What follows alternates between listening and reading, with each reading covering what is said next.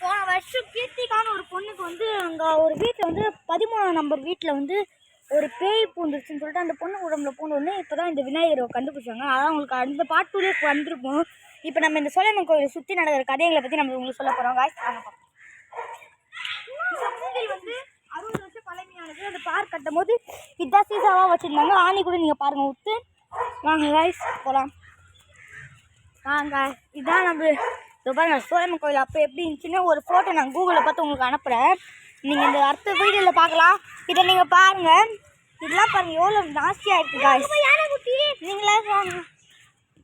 அது வந்து பழையானது. நம்ம இப்போ சோலையம்மன் கோயிலில் பார்க்க போகிறோம். ஆனாலும் சோலையம்மன் கோயில் அழகாக மாறாது காய்ஸ்.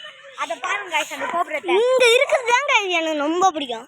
அங்கே பாருங்க காய்ஸ் அந்த கோவிலுக்குள்ளதான் நிறைய பேர் நிற்கிறாங்க. அங்கே பாருங்க காய்ஸ் இதில் வந்து கோவில் செம்ம சாமி இருந்தது. போட்டாங்க இது வந்து ஒரு இது மாதிரி காய்ஸ்.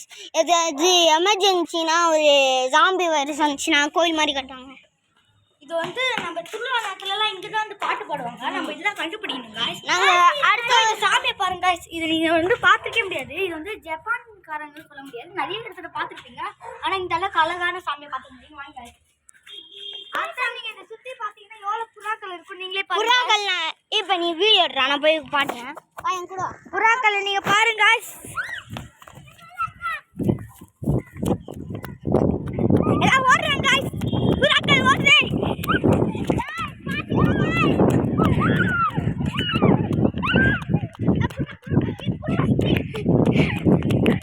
போது காய்ஸ். பாய் பாய் புறாக்கள் காய்ஸ். அப்புறம் இங்கே பாருங்க இது வந்து ஒரு எப்படி சொல்ல ஒரு பீச் ஒன்று காய்ஸ். நிறைய ஷெல்லாம் இருக்கும். அந்த டான்ஸ் அங்கே பாருங்க உட்டாகமா கிரிகிரி டான்ஸ் பொறுக்கிங்க டான்ஸ்.